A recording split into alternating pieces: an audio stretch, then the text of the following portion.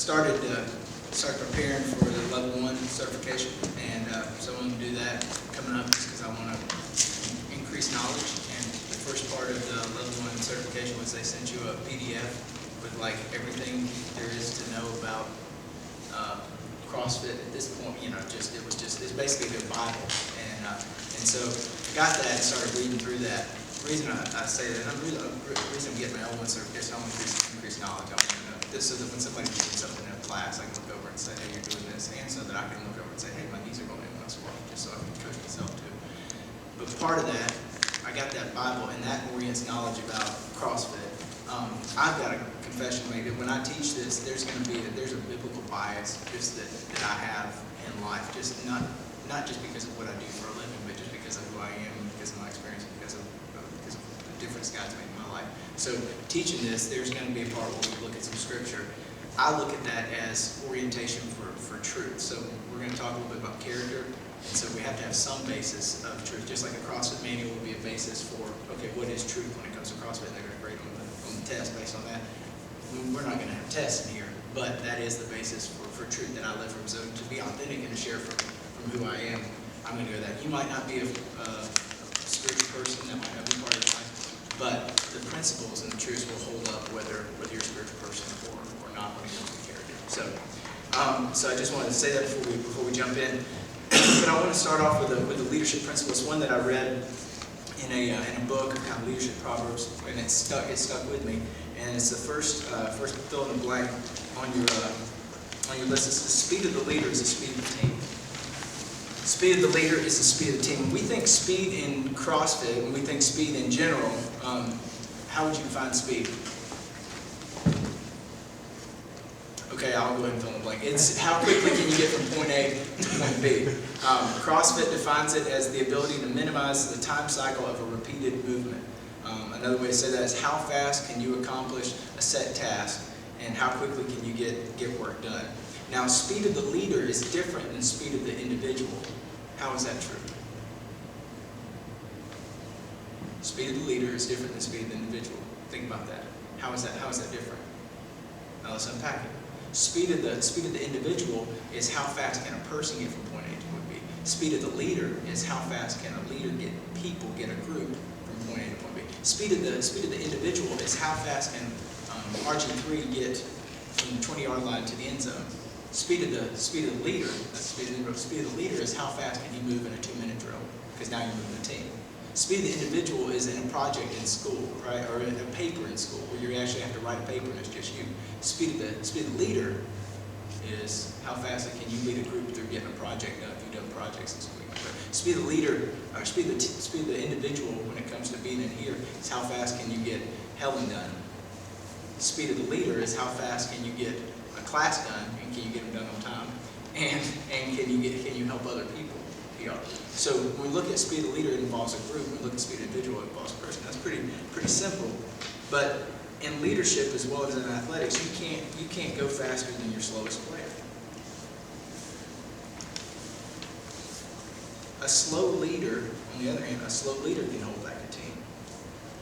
The team can only go as fast as the leader. And it's the leader's pace that sets the pace of the team. Now, I've worked at several different places, and you've probably worked at several different places, and you probably work for leaders who move really, really quickly, and you probably work for other leaders who move slow. And just even in my work context now, working at a church like 12 Stone, it's a fast-paced place. You know, they'll tell us, okay, here's what we're going to feed. We're going to feed over 30,000 people, kids who could go without meals over the holidays, who are on reduced and free lunches. And so we're going to do that Christmas initiative, and we're going to raise $600,000 and give away $1 million. You know, so something that big. But then at the same time, we're going to do 21 Christmas services. You know, so that the speed by which things get done in the project's initiative. You have things that you lead, but that speed is determined by the leader, and our leader, our senior pastor, one of us. That's his pace. And so the leader sets the pace of the place. It's important to know that for your team and for who you lead. And so it's not just the pace that the leader sets, it's everything. It's the leader leads by example. So, for example, when people wonder how much credit they should give to others, the leader sets that pace. When people wonder how ideas should get implemented, the leader sets that pace. How gracious they should be, if they should make mistakes or not. They look to their leader. So in many ways, the leader doesn't just set the place, he sets the temperature, he sets the culture, he sets the environment. Leader sets the pace, leader sets the joy, leader sets the love, leader sets determination, leader sets the intensity, the values, the integrity, the work ethic, the commitment. The leader sets the pace of the place. So speed the leader, speed the team. And so I'm gonna need a volunteer for this next part. Let's do let's do Bucky. Thank you for volunteering. Boy, Bucky. Yeah, baby. Get up there, I need you baby. to pull your hood up over. I need you to cover up.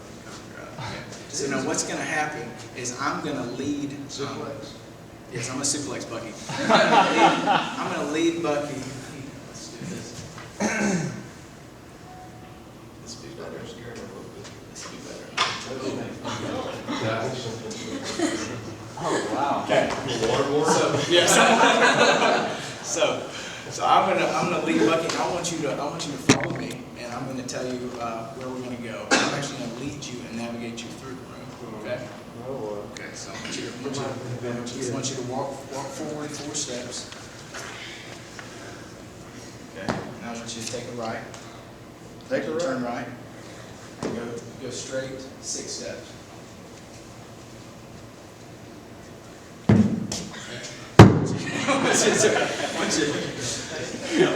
Once you turn around, turn around, go the opposite direction. Then we turn right or left? I want you to turn. Face turn about. go the opposite direction. Turn all the way around. Okay. Now I want you to walk forward 10 steps. Whoa! Look out! I want you to squat. Squat. Wait your heels, buddy. Now I want you to stand up. Take 10 more steps. I didn't take 10 the first time.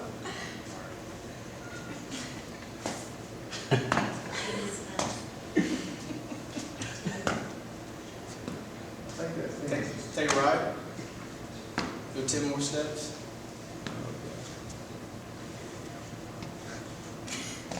Still like an idiot. All right, that's the point. Okay, good. Now you have to.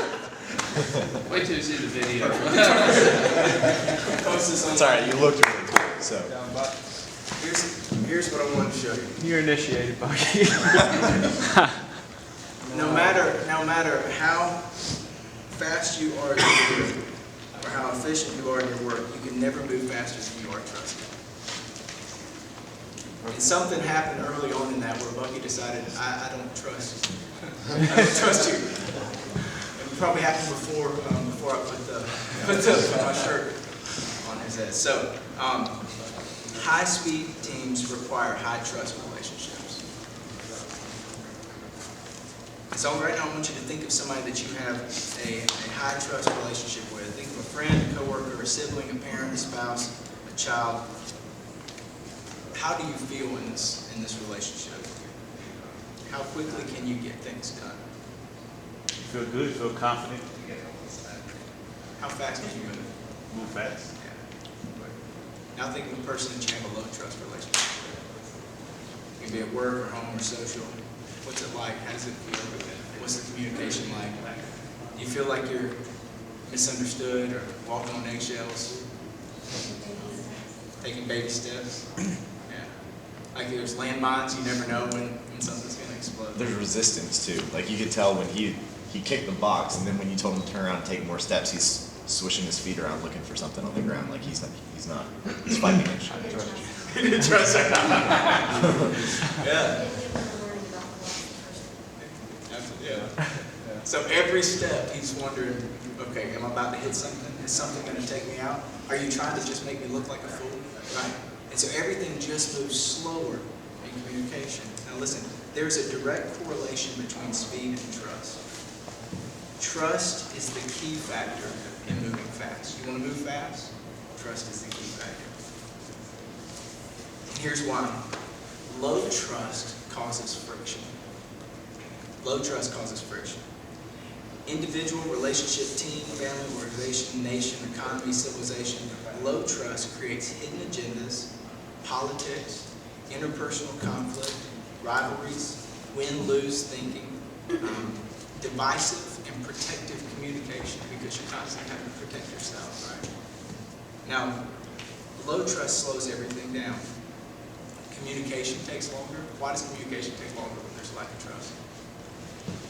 Because you're checking up on what people are saying, Right. or you're just resistant to it from the beginning. And you ever got like a text message from somebody you don't trust?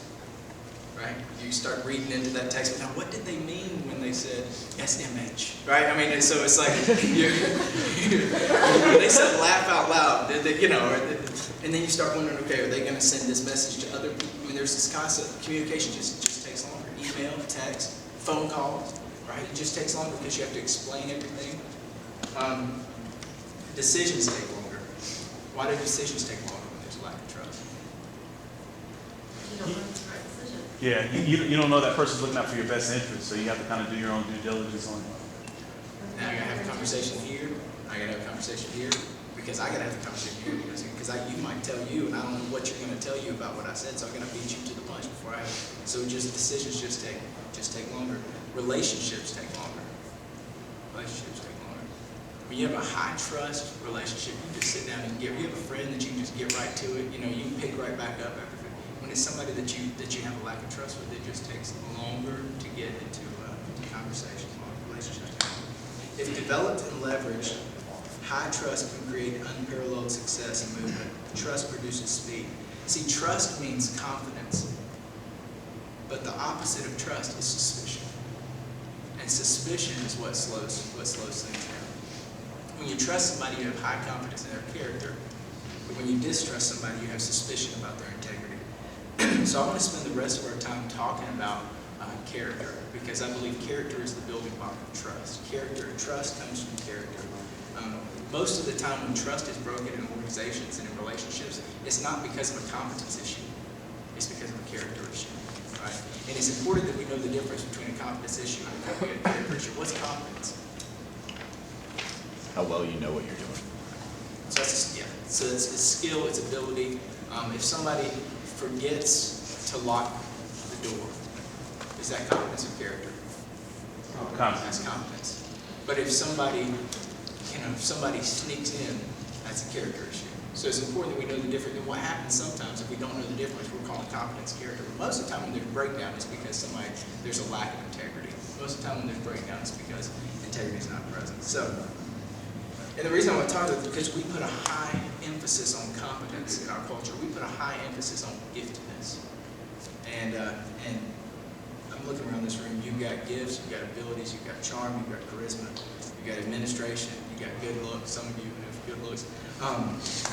You have athletic ability, you have artistic talent, you've got strengths. Now, what did you do to get the gifts that you have? What did you do to get the competence that you have? Some of it.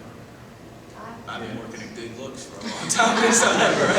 But good looks is a compliment. Right, that's right. So the gifts that you have, some of you, competence, some of you work at it, have ability, you can nurture it, some of your parents. Most of the gifts that you have, though, your parents have more to do with you getting them than you did. Because they gave you the DNA. Most of the gifts that you have, the giftedness that you have, it came from your parents. Some of the competence stuff that you have, was nurtured. Some of it was just nature. Most of it was nature. Most of it is stuff that most of it is God-given, the gifts that we have. So, what you do to get your gifts? Nothing. God gave it to you. And we live in a culture that celebrates giftedness. We live in a culture that says that the most important thing about you is the gifts that you have.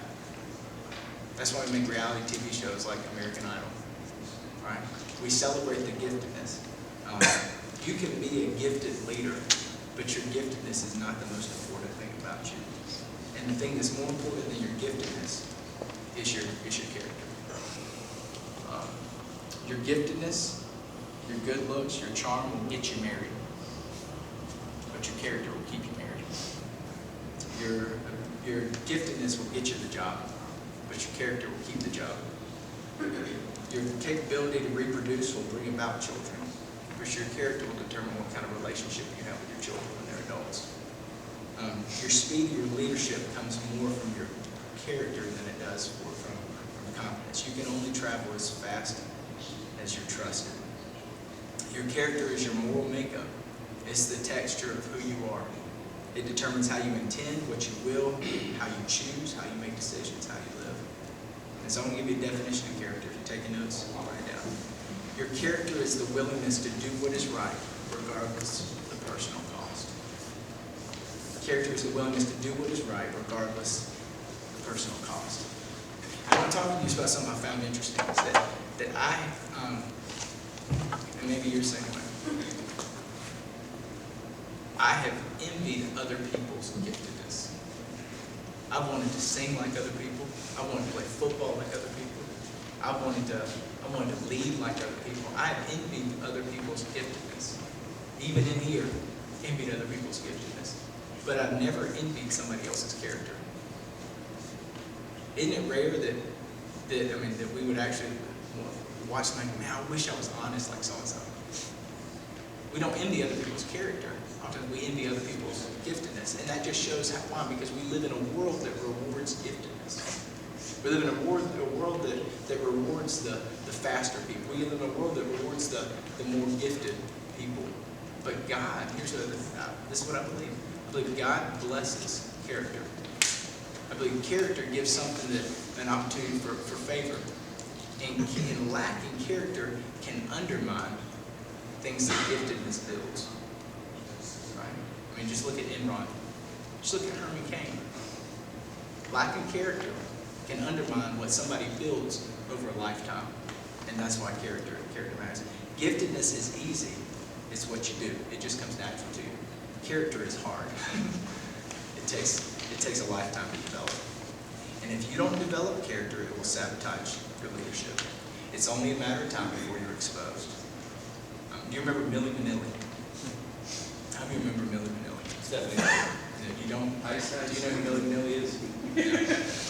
Does anybody else not know who Milli Vanilli is? Okay, all right. Well, let me tell you about Milli Vanilli. Back in the 80s, late 80s, right? There were two guys. Their names were Rob and Fab, and they were singers. They had a band, Milli Vanilli. They won 6 Grammys. They were a pretty big deal. And they had a song called "Blame It on the Rain." Anybody want to sing? Bucky will. No. They had several songs that were top hits. They had long dreadlocks. They were from some island. Long dreadlocks. They were chiseled. They were just cut up. They wore a lot of spandex. And 80s were great time. And you didn't even need drugs to enjoy the 80s. And so there were, they sang these songs, and they kind of had this whole deal going on. But what happened was they weren't really singing the songs. There was another band that sang the songs. They were just lip syncing the songs. Okay. And so they lip synced the song, "Blame It on the Rain." That was fun. So they were singing the song, right? Well, one night they're doing this concert for MTV, and the actual record that was playing, or the disc that was playing, started skipping. So they're up there in front of 80,000 people, singing and dancing, doing their little choreograph thing, and it starts, "Blame it on the, blame it on the, blame it on the, blame it on the." And you can go back on YouTube and watch the video. They're actually lip syncing, "Blame it on the, blame it on the, blame it." Still trying to keep it up. They did it like 15 times, and then they just take off and they just run. They just run out, and that was the end. They actually had to get back their Grammys. I mean, it was like, can you imagine being in 80,000 people in the moment where you're exposed for being a fraud, you're exposed for being a fake, right? And so their whole world came crashing down. But their names were Rob and Fab, and actually one of them actually took his own life after that. The other one just got wrapped up in drugs, alcohol, and I mean his world's just spiraled out of control. So, and they had built this whole world on pretense. They built this whole world on image, on charisma, on giftedness, but they didn't have character to back it up. And the reason I share that story is because your private world decisions determine your public world destiny. See, everybody in this room is good enough to fake it for a while, but it's only a matter of time if you don't build character. At the same time you develop giftedness, if you don't build character, it's only a matter of time before it's sabotaged, before it's undermined. that's why this matters. There's an old saying that what you do in private, what you do in secret will be shouted from the rooftops. That no matter how good you are, there's just a matter of time before those private things, the private world becomes public. And so when we say rep your box, what does that mean?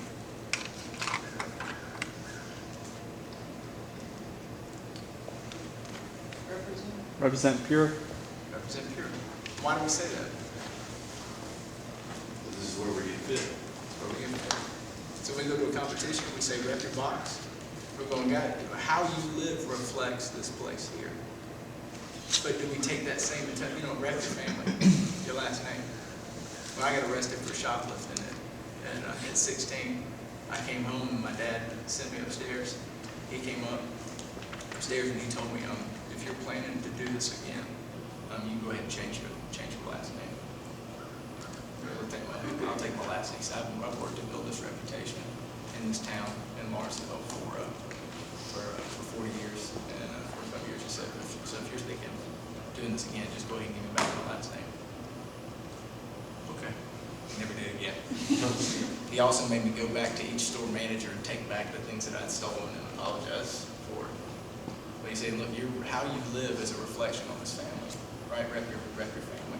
Each one of us, the decisions we make every day, we're not just repping our box, we're repping our family, we're repping our relationships, we're repping our friendships, we're repping our church, repping our community, repping our God. And so how we live, it represents. And it's not enough to just try at character. We have to train at character. See, it's not enough just coming here, you know what I'm going to do, I'm just try at this benchmark. You actually have to train to improve. And that's part of what I want to talk about. So I want to leverage Psalm 15.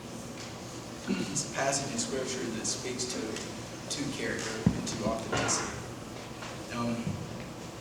Psalm 15, verse 1, it says, who may dwell in your sanctuary, who may live on your holy hill? He whose walk is blameless and who does what is righteous, who speaks the truth from his heart, has no slander on his tongue, does his neighbor no wrong, casts no slur on his fellow man, who despises a vile man but honors those who fear the Lord, who keeps his oath even when it hurts, who lends money without usury, and does not accept a bribe against the innocent. He who does these things will never be shaken. And what I want you to do, I want you to look over and do a little interactive part. I want you to look over these verses, and I want you to find the character qualities that you can find in the past. So I want you to look through this and find the character qualities that you can discover, and then we'll write them down. Find as many as you can find.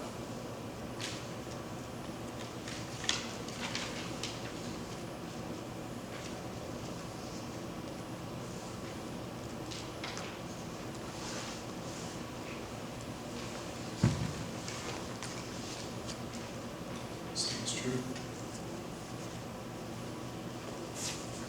Willing? Willing? Willing.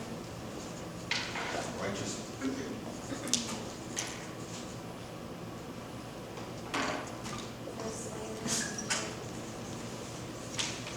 Truth. What's that? Truth. Okay. Honors.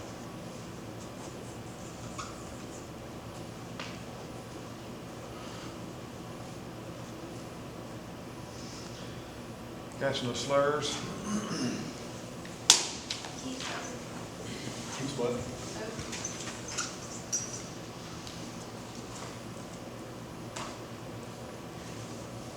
Generous.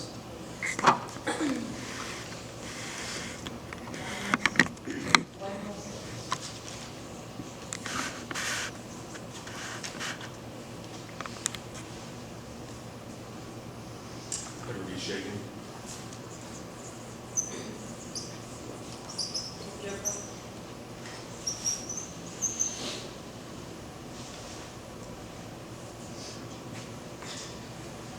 So no slander, gossip. Right? That's what slander means. When we use the word slander, well, not no slander, but basically gossip diminishes trust. So if somebody's gonna gossip to you about somebody, they're gonna gossip about you with somebody else. It's just the nature of slander, it's the nature of gossip. Righteous. They're willing to do the right thing, regardless of cost. You see, we read through this list, we can break down each one of those, honor other people. You realize that the honor that you give to others is the honor that other people give to you. If you work in an organization and you dishonor people that you report to, I mean, you talk negatively about them, you sow seeds of dishonor, you share secrets and things about them, that's actually what's going to come back on you. That the people who follow you will honor you in the same way that you honor those that you follow. See, that's the nature of honor. Keeps oath is your do of your say. When you say that you're going to do something, you follow through. Every time you do that, every time you say something and follow through, you're actually building trust. Everything that we do, it either builds trust or diminishes trust. It said there's trust capital that's earned. Things you go through this list, you can read through this, and I read through it and I realize, man, I've got so far to go. I got so far. I mean, I screw up all the time, and part of what I try to do, and I spend time each morning before I come in here. I just spend for me, it's a time. For you, it might be a time of reflection. But I just go, where are there places in my life where there's inconsistencies? Where are there places in my life where my do has not matched my say? Where are there places in my life where I haven't been completely honest? Where are there places in my life where you know what, I haven't honored, or I need to go back and I need to say I'm sorry to somebody. And I try to keep short accounts. Because, see, if you confess things that are secret or private, if you confess them to other people, they'll never be shouted from the rooftops because you've already communicated. And so I think that's an important thing to take inventory of life. If we never spend time in reflection, it's easy to have a private world.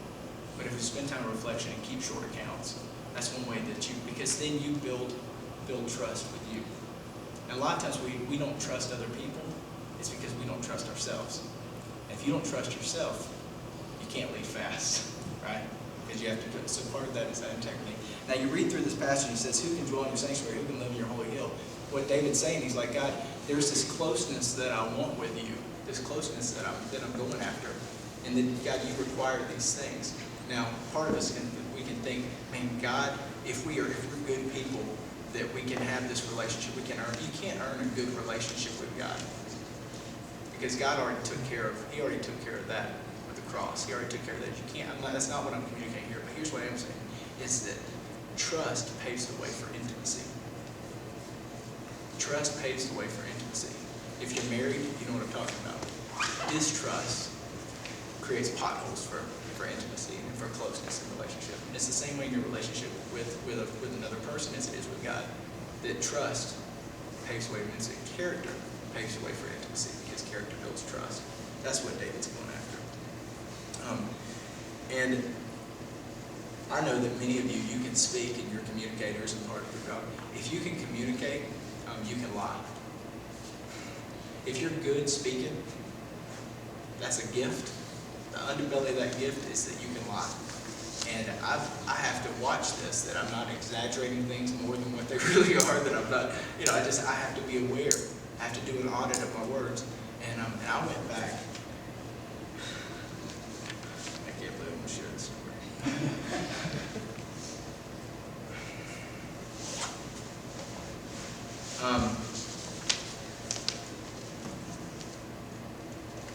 I went back to 2009, not because I needed a story that far away. I've got more recent stories, but that was one that just came to mind because of CrossFit.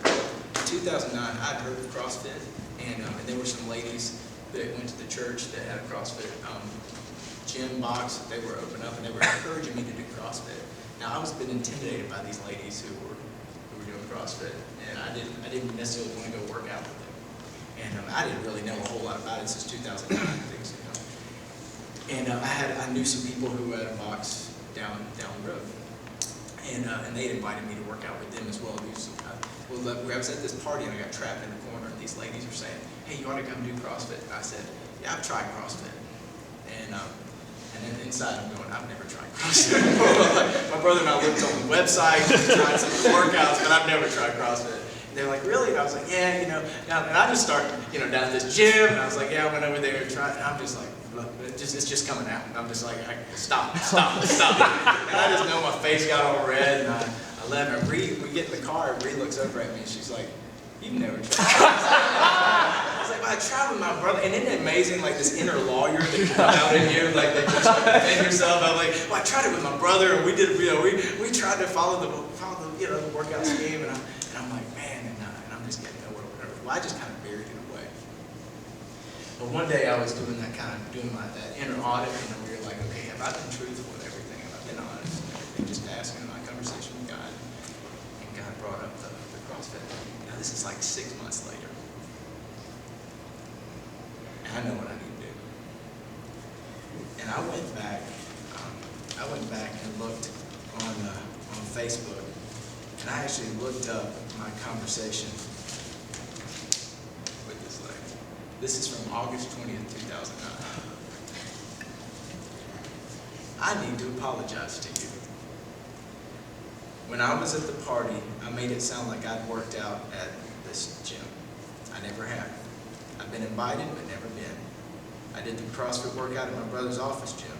I'm sorry I was deceitful and dishonest. Not at all who I am by God's grace and who He's called me to be. One day I'll get to a CrossFit gym, but not yet. One day. Thanks. Here's what she wrote. Wow. You were so forgiven. Okay, but your punishment is one of the following. Let me hold your baby again. You have to do a CrossFit workout. You have to do a CrossFit workout while I stand and laugh at you while holding your baby. And you see what happened on her side. What did that do? That actually built trust. What I was afraid of, you know, what I was so afraid of losing some kind of credibility, actually in the end, with the humility, with the part that actually builds trust. So there's part of you know, I don't want to lose this. I don't want to lose, what's the holding back? Pride from confession. But confession actually builds trust. Kev, I'm gonna stop you right quick. I think it's so funny how you always you think it's so bad, like you don't want to tell. Like even yesterday, I had 2 missed calls from one of my employees, and yeah, I was traveling, so I was like, oh, I don't really feel like dealing with any work stuff, right? So, anyways, I ended up calling him back, and he's like, hey, Des, just want to let you know, at your house, my back gate lock was broken. We tried to jump over the fence, and we broke one of your hinges. I was like, I don't care, we get it fixed or whatever. But I was like, wow, like I can't believe he called me like twice to tell me that he had damaged something, and like now, like that, it's gonna go so far, with him. So. Yes, that's it. And so pride keeps us from wanting to confess those things and say those things, but actually it ends up building trust and it builds a relationship. It's awesome. And it's humility. Really, it's humility with a confession. It's humility to say I screwed up. And what was that? That was a confidence issue. That wasn't, so was it confidence or character? The confession actually builds trust. Okay. That's what it means to be blameless. Being blameless means without blame. I can't blame it. It's not I'm perfect. It's that when I do screw up, I confess it. And it means they can't find blame because you dealt with so many things. Your moral platform is more important than whatever platform you have, whether you're a school teacher, whether you're a business leader, whether you got your own company, whatever position you have, your moral platform is more important than whatever platform you have. Because if you don't have character, it's only a matter of time before you have a milli-vanilli moment. And it's almost like the larger your influence, the greater your moment. Now, I said, we're all capable of stupid. We're all capable of messing up. But if we keep short accounts with our private world, if we have people that we're honest with and that we let into that world and we're not, and if we continue to build and not just try at character but work at character, we can avoid that. I think probably for many of us, there's something that maybe even that's come to the radar on the dashboard, even our time together. It's like, crap, I need to go deal with that. probably for many of us, there's an awareness of some things that we go after. And I would just encourage you to go after it. Because it's not just that it's holding you back in the things that you can see, it's also holding you back in the things that you can't see. It's also holding you back in the speed by which that we're supposed to move. It's slowing things down. Even if it hasn't made it external yet, still internally, it's slowing you down. And if we deal with it, it actually works. And sometimes it's hard to deal with, but it actually builds trust over time. And I want to give you a blessing that was given to me early on, around the time of the ordination. There was an old man who came up to me, and he said something to me that has stuck with me. And I don't know if it was a curse or a blessing, but he said, Kevin, he said, my prayer for you is that your influence never goes wider than your character runs deep. That your influence never goes wider than your character runs deep. Because you know what, there's little we can do to increase our influence. I mean, we can grow at it, we can work at it, but there's a lot we can do to work at our character. And if we focus on character, the natural byproduct is our influence will grow because we'll be the kind of people that folks want to follow. But if we just focus on influence, if we just focus on getting more, if we just go to moving further, we will actually sabotage something's fun of ourselves. We'll take our attention off character, just go toward influence. And then they end up having a really moment. So the speed of the leader, the speed of the team. Speed comes from trust, trust comes from character. We don't just try character, we train in character, we work at character. Because in the end, that's what supports the influence that we have.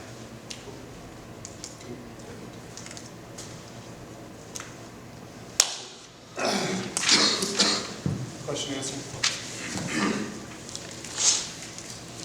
Ms. Colvin. Ms. Colby. Sorry.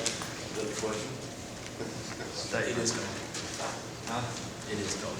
I have a question. Yes. As a leader, the people you're leading, if you notice character issues that are kind of a part of their, it's just kind of who they are, and doesn't seem really to be an issue to them, but it's an issue to you as their leader. I mean, what's your approach? I think there are some things you see and some things you can't see. I think being clear on what's a competence issue and what's a character issue, I think is important, because sometimes everybody's got quirks in their personality.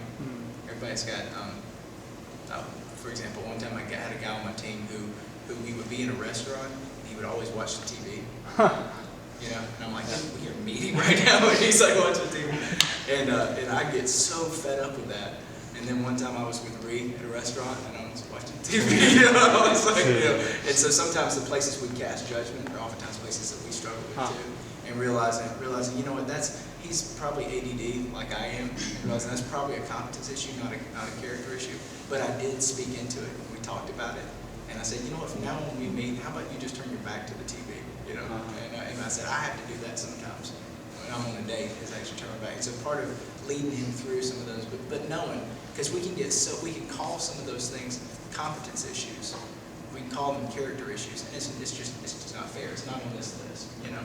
And I think that's part of it. And having the courage to address. But then there's sometimes. One time I had a guy who just made some stupid calls on his Amex, and just didn't make a good decision with how he was spending money, and ended up having to deal with that. And he's no longer working there anyway. So there's sometimes where character issues where you go, we gotta deal with it.